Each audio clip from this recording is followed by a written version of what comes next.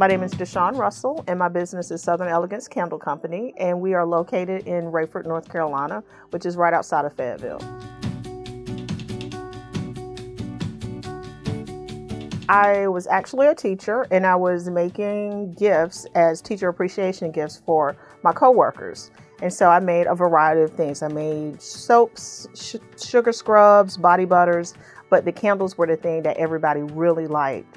So I started selling at flea markets, and quite honestly, one day I realized I was making almost as much money selling on the weekends at the flea market as I was teaching.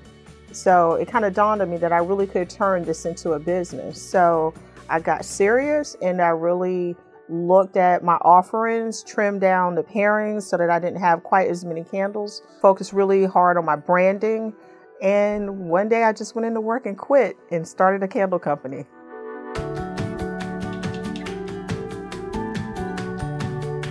Because I was a teacher, I didn't have any type of business background. So as cliche as it sounds, I watched a lot of Shark Tank and The Profit to kind of learn how to run a business. And I watched a lot of YouTube videos to learn how to run a candle business. I would watch every kind of YouTube video of any candle company, and I would look in the background to see how they had everything set up. And when I set up my first space, I literally set it up the same way that I saw in YouTube videos. So I had a shipping area, I had a storage area, and then I had a production area. And I put processes in place so that everything became a system. How to make the candles, how to store the candles, and the processes just work really well.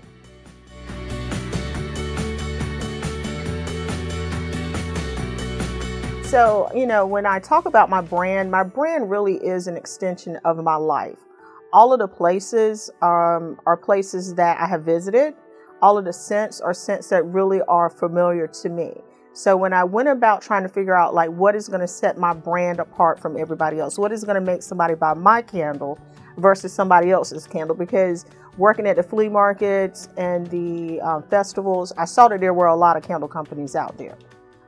Pretty much anybody can start a candle company, but your story and your reason why really is what sets you apart. So I really sat down and said, what can I authentically talk about? And one thing that always came up, my husband is in the military. We traveled a lot, and I always wanted to come back home.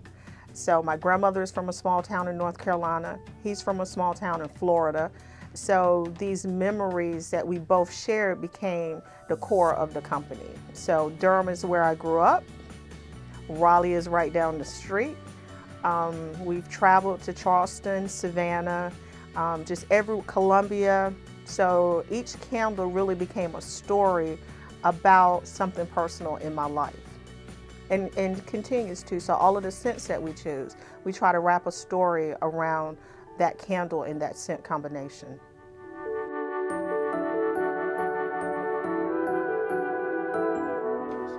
So we started literally in my kitchen with one pot, pouring candles. And because the branding was so strong, when people saw it, it really resonated with other North Carolina businesses. So we were able to pick up some consistent orders fairly quickly. So we went from one pot to 3 pots, and then we went from my stove to my garage, and then we got a pretty significant order with our riveter, and we had to move out of the garage. So when it got to the point where I had to move out of the garage, there were some things that had to be put into place so that we can replicate the same candle consistently.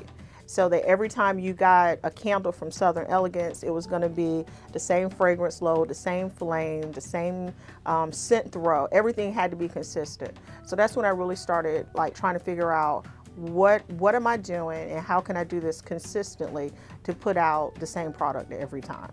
So having to grow kind of made me really want to put those processes in place. The second thing that forced me to put those processes in place were hiring my first employees. So having them then replicate the same thing that I was doing. So, and it makes everyone's job easier when the steps are just heat the wax to this temperature, add the fragrance at this temperature, pour at this temperature. It just really made everybody's life much easier to have those processes in place. Once we had those processes in place and we could replicate the candles, then it became easy to do 100, 200, 500 candles a day. It really doesn't matter, because all we're doing are following the same steps every single time. And then that allowed me to pick up more accounts. Once you start picking up more accounts and then people see that you are consistent in your branding and you're putting out a consistently good product, then more stores started picking us up.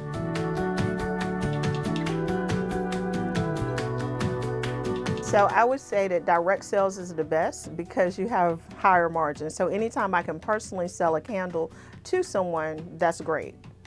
But the one way to grow your business is really to get into stores. So selling one candle to one person is great, but selling 200 candles to a store and having them reorder 3 or 4 times a year really is what has been the catalyst in my business growing.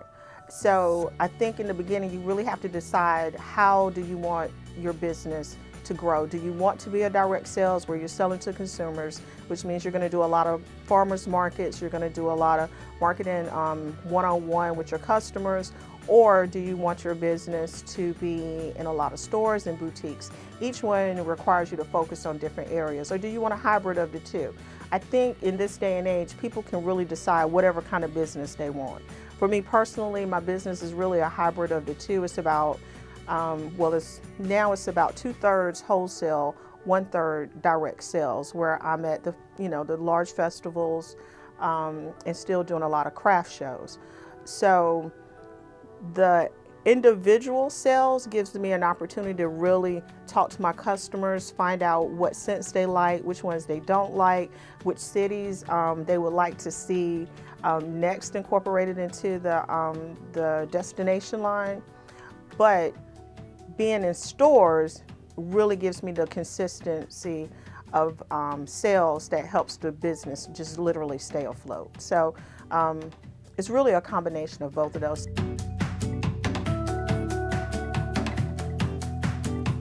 So with Etsy, because Etsy is an artisan marketplace, anybody can start a store on Etsy. Anybody selling anything pretty much that they make can start a store on Etsy. So you get on Etsy and there are literally hundreds of thousands of sellers. And there are probably tens of thousands of candle makers.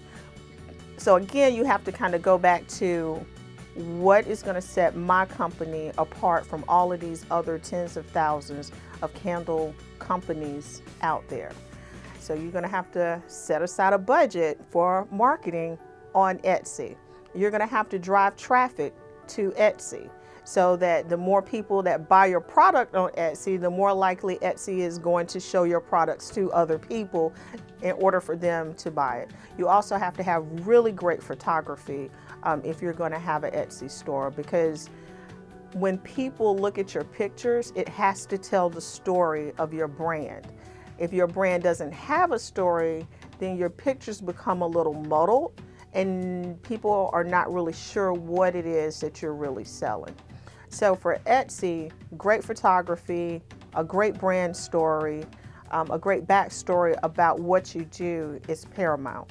Once all of those things are in place, it's still up to you to drive people to Etsy to buy it. So you really need your own website in addition to your Etsy sites to make sure that you're maximizing the number of selling channels that you have. Etsy is a wonderful platform. It has a built-in audience that is looking for whatever it is that you're selling, but you and tens of thousands of other people are selling the same thing, so you're going to have to make sure that whatever you're doing stands out from the crowd. Etsy, if you can get into Etsy wholesale, it's a little bit more challenging now. So if you can get into Etsy wholesale, there are stores that are looking for new lines on Etsy wholesale also. I've probably picked up about 20 stores through Etsy wholesale. So it has been beneficial, but a lot of the stores that we get into are local. So just getting out, cold calling, sending products. You just have to have a multi-pronged approach to building your business.